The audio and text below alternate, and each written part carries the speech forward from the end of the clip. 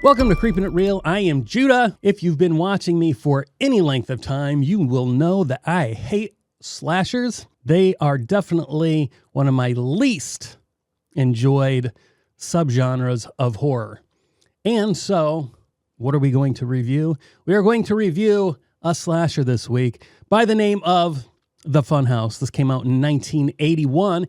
It was directed by Tobe Hooper, who brought us Texas Chainsaw Massacre. I kind of had to think about that for a second. I've never watched that movie, and I got to say I probably won't, because when I did finally watch Halloween last year for the first time, and I did a review, I was told that I was nitpicky. But that's what I do. I nitpick because it makes me happy to belittle other people. I'm joking. I don't like that. But I do love nitpicking about movies.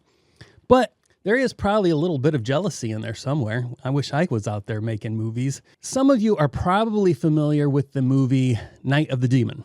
Is it Demons or Demon? I don't know. Doesn't matter. You know what I'm talking about. Anyway, back to Night of the Demon. There is a scene where someone is hiding in a closet, spying on a young woman, disrobing. Obviously, this is such trope. So this chick is getting, undressed. And then guy from the closet jumps out, has mask on, scares her. It is her younger brother.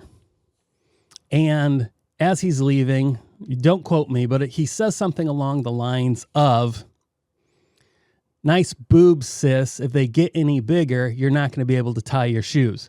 Something along those lines. Wow, prodigious boobies, sis. If you keep on going, you'll have to hire someone just to tie your shoes. Not only did this strike me as being very creepy, also humorous, not going to lie, humorous, but this whole thought of a little brother in the closet creeping on his older sister, checking out her tatas, and then saying that to her, the whole scenario was just very gross. And I didn't think that that would ever be able to be topped. Have I got news for you? The Funhouse tops that. We have the trope of a young woman getting naked to take a shower. Because, we all take showers. We see her get into the shower.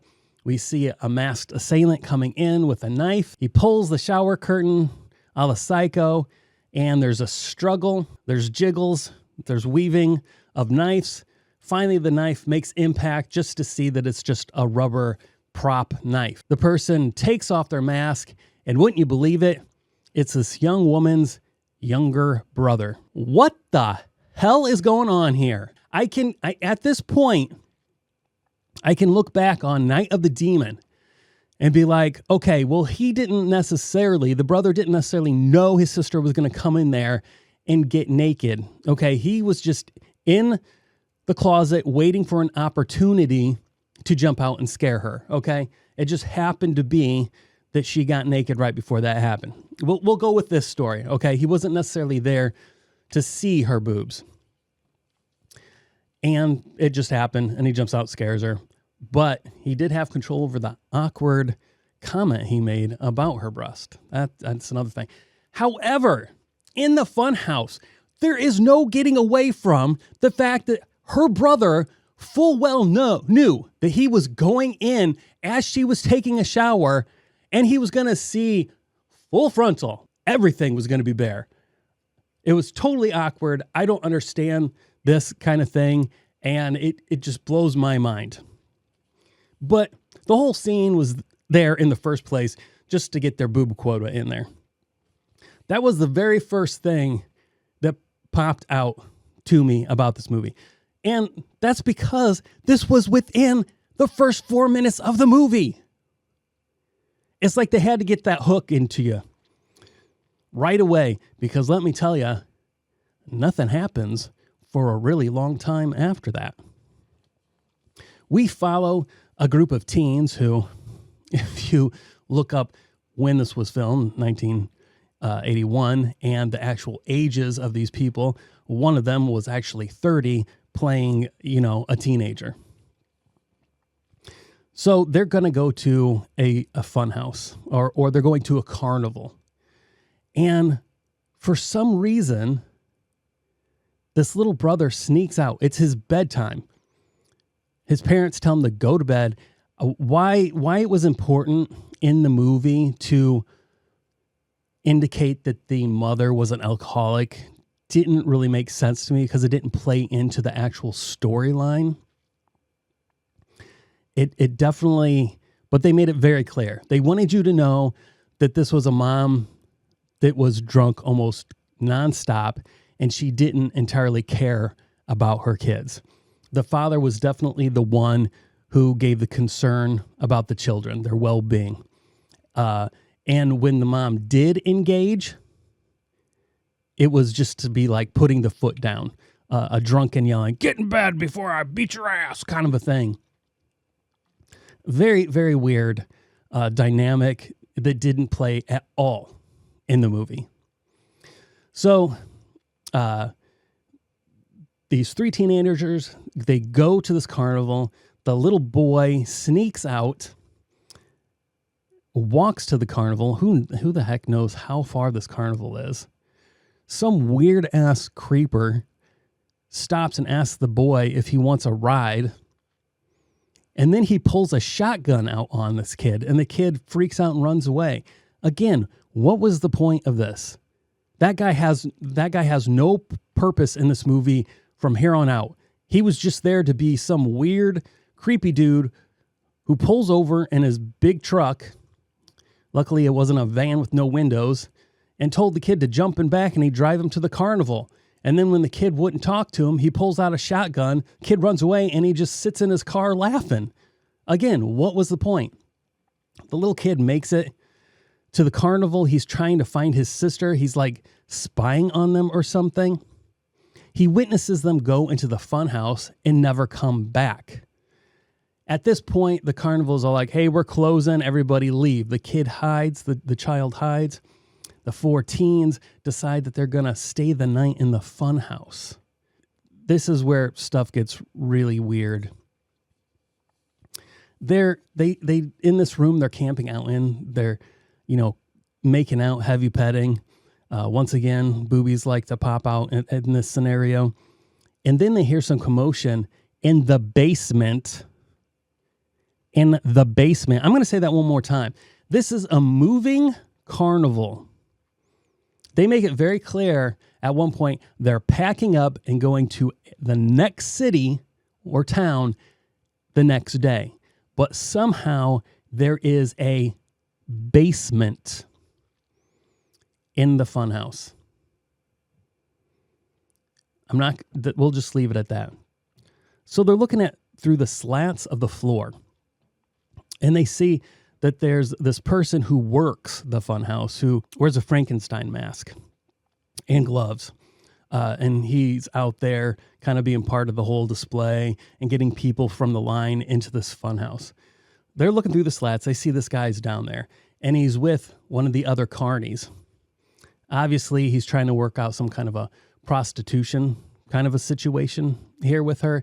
He's making an offer to her. He's never speaking. He's just holding money. And she's all like, "It's going to take way more than that." He eventually pulls out 100, and she's like, "Okay, let's get this on."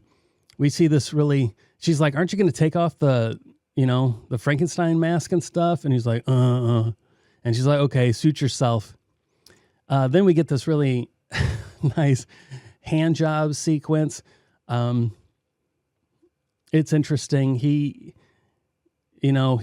peaks quite quickly, and this carney's all like, "It sucks to be you. I'm keeping this $100. And he's like, "What? No, that wasn't worth $100. He's not actually verbalizing this. It's all like in emotion, the hand motions and everything.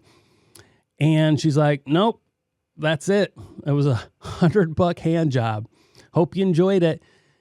He gets frustrated and he murders her because I guess that's what you do. I'm not sure. I don't even know where to take that. He murders her. The kids witness this. The Frankenstein leaves. They're like, "We got to get out of here." They're trying to find a way out. They can't. All the doors are locked. They find their way into the basement of this portable funhouse.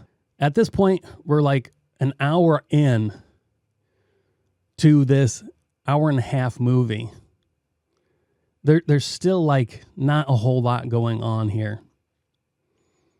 I should have mentioned spoilers. Spoilers. So then Frankenstein comes back with who we are assuming is his father, the guy who is in charge of this particular attraction. And he's all like, you murdered this woman? He picks up the blanket and he sees it's one of his own, and he starts freaking out. And he's like, had it been one of these sluts from the town, I wouldn't have cared, but you stay away from our own. What are we going to do? I can't believe you murdered one of our own. And then he was like, and you gave her $100 for a hand job? What were you thinking? I could have gotten you way more for one of these chicks at the local strip club. And the whole conversation is just absurd. Then the dad looks in the money box and he sees that all the money is missing. And then he starts accusing his son of stealing the money or giving it to other people. And there's a whole lot of abuse involved in this situation. There's yelling, there's verbal abuse, there's physical abuse. This is when the monster is revealed. So you have a deformed human who is now being portrayed as a monster. In fact, at one point, one of these teenage girls screams to the father, "Why are you protecting him? He's not even human." And I was like, oh my gosh, this bitch needs to die. Things begin to occur in your stereotypical slasher formula. I will say the inside of the Funhouse, I really enjoyed it. At most, this movie made me wish that I could find a funhouse like this and go experience it. Any funhouses that I've been to have been pretty lackluster. Not a whole lot of really engaging or fun things to look at. They've all just been super basic. My main one for those of you in my home state, Indiana. Does anybody know of Indiana Beach out there? Yeah, there's a big castle haunted house, funhouse there that I loved going to, except it's literally just dark rooms with black lights and paintings of monsters and stuff on the walls that are glowing. Occasionally there'll be a sign that'll be like, watch out for giant rats. And they send you down a hallway that has no lights. And obviously there's things sticking out of the walls to make you feel like you're bumping into rats. But there isn't a whole lot of moving like Five Nights at Freddy's type stuff. It's all just basic corridor darkness. And this movie, this Funhouse, was just so amazing. I wish that I could go and experience something like this. I'm not talking about something where people are running after you with chainsaws. Just this very retro, fun, very artistic, like a lot of passion and love went into these paper mache monsters. I really wish that I could experience this. So that's at most, my most positive aspect of this movie was seeing the inside of this funhouse. Everything else was very paint by the numbers, nothing engaging. When I come down to a score, I'm only giving this a 4 out of 10. And again, those of you out here who do not agree with me, you are more than welcome to leave a comment. Right here, you can see that the average score is 5.9. So me giving it a 4 isn't totally horrible. Oh, you know what? Side note. This carnival is very like a very sleazy type carnival. Something when I was a kid, my parents wouldn't let me, the local 4-H fair, my parents wouldn't let me go to the Midway because of it being so like, you know what I mean? It had that very kind of grody, can't trust those people, very sinful. I'm going to go very sinful type feel. The paintings on the outside of the rides were always very lascivious, always big-breasted, hard-nippled women on it, and it was something they didn't want me exposed to. At this carnival, they have like a go-go girl display, and they're calling people Come on in, watch the girls wiggle and jiggle. That's right, sirs, barely anything on. Wiggle and jiggle, the girls are wiggling and jiggling, just 10 cents. I'm making that up. This is in the 80s. We're not talking like the 40s or anything where something would be 10 cents. Anyway, this whole scene, these women, which by the way, what I read, these women, because this was filmed in Florida, these women were legitimate strippers that they just got from the local Florida strip club that they had come in. The most horrifying thing about this movie were these strippers. I was like, I'll pay not to see this. Please, let's move on. Okay. Let's check out Pedro 1172. He starts out by saying, fans of this movie won't like this one. Okay, we're probably in the same boat here. Well, I logged on hoping to find a review of this movie that felt like I did, and it just wasn't there. The vast majority of reviewers of this film seem to have fond memories of being scared by it when they were younger. See, and I already said that. That seems like something, I could definitely see this as being one of those type of movies. Never having seen it before might explain why I found the film so boring and unoriginal. Yep. The opening scene, described by many as homage to Halloween and Psycho, very much, definitely the Psycho, and now him saying Halloween, I can definitely see the Halloween parts. Felt more like a ripoff to me. Plus, I felt bad for poor Elizabeth Barrage, better known as Mozart's wife in Amadeus, who had to bear her breast within the first 4 minutes of this film. For no other reason than to fulfill the gratuitous boob shot that was required for so many films in this genre. It's almost like, that's weird. I almost said the same exact thing. The film itself takes much too long to get going. Nothing happens. And I mean nothing within the first hour. Dang, like literally. Me and this dude, Pedro, are on like the same level because I said nothing happens for the first hour. By the time deaths finally begin to occur, I really didn't care. The look of the film is great. The score is interesting without borrowing a lot from other films. And the killer is interesting as well. But I just couldn't get past one simple fact. For a traveling carnival, the Funhouse itself is huge, consists of multiple floors, and most obviously could never be packed up and moved to neighboring towns by the one man who runs it. It looks great, Toby, but a basement on a carnival ride, ? Enter at your own risk. Okay, guys, just about everything I said about this, Pedro says in his own words, mentions the same thing. From director Toby Hooper, he spelt Toby's first name wrong. That's okay, bro. I can't spell either. And I definitely am not going to be able to properly spell people's names. I mean, if somebody has my name is Judah. Lots of people I spell it Judah, which is the biblical spelling. Lots of people like to leave the H off the end. Just saying. Doesn't matter. So I understand the spelling it Toby, because had somebody told me Toby, that's how I would have spelled it. But Toby actually spells it Tobe. Side note. Apparently, Spielberg asked Toby to direct E.T. Yes, I'm talking about E.T. E.T.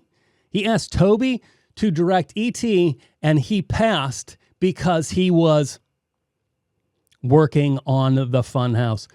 Toby, probably the biggest mistake of your career. In my opinion, I'm just saying. Anyway, from the director Toby Hooper, the Texas Chainsaw Massacre 1974 comes this above-average slasher thriller film that's certainly one of the best of the 80s. Okay. That's your opinion. And you're entitled to it. Teenagers go to the county fair on a double date. Once there, they decide to spend the night hiding out in the Funhouse, unknowing that the consequences will be horrific. The Funhouse is a great suspense-filled horror film that's far more intelligent than most of its type. Can't agree there, especially compared to most of the splatter films of that era. Maybe. The story is a gripping one. No, I can't agree. Which builds tremendous tension right up to the claustrophobic climax. Hooper gives us an atmosphere of dread, much like he did with the original Texas Chainsaw. The carnival became an underworld of fear and darkness in the skilled hands of Hooper with some colorful set pieces. The music score is wonderfully moody and dramatic. The cast is great as well. The beautiful Elizabeth Berridge makes a great screen debut. I heard they give it to her as her first appearance on screen, but from what I read, she actually had one film before this. Anyway, Cooper Huckabee is good as Berridger's beefy date. Kevin Conway is the best of the cast, though, in his sinister performance as he plays a trio of carny barkers. Kudos also goes to makeup artist Rick Baker for one memorable creation. For those looking for above-average suspense and horror, seek out this entertaining gem. Guys, there you have it. You have the spectrum. You have the 2 out of 10, you have the 4 out of 10, and you have the 10 out of 10. Nightman85 thinks that the Funhouse is more intelligent than most slasher films. I cannot agree with that, but on a whole, slasher films are not my thing. I want to know where you land on the spectrum. 1 to 10, where do you put the Funhouse? Also, tell me, what was your favorite death scene? I'm going to tell you mine. Mine was, there is a prop in the Funhouse that's holding a sword.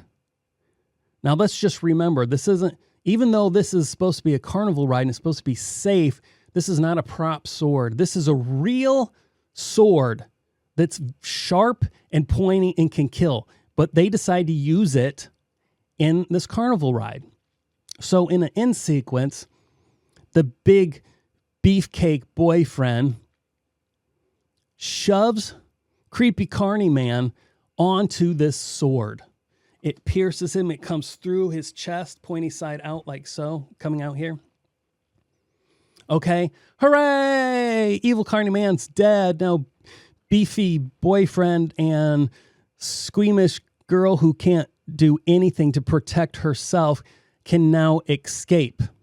But the doors are locked. So Beefcake is all like, oh, I bet the keys are on the dead body.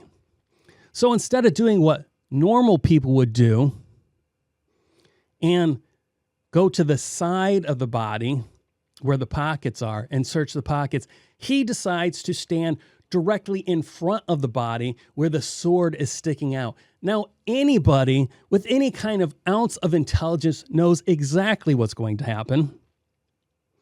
It was so predictable. I can't even, as it's happening, as he's walking up to the dead carny impaled on the sword, my immediate thought is, please don't stand directly in front of that sword. But wouldn't you know it, that's what he does. And can anybody guess what happens? Dead carny comes back to life with just enough strength to grab Beefcake boyfriend and plunge him onto the sword. None of this would have happened had he approached this body like any other normal person would have. That's the last nitpick I've got for this movie. I didn't think it was a waste of time, but I can't recommend it to anybody.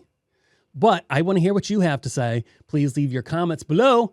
Also, I appreciate it if you made it this far. You are a champion, and you get a gold star for today. Yay for you. Please like, subscribe, and share, and I'll see you next time.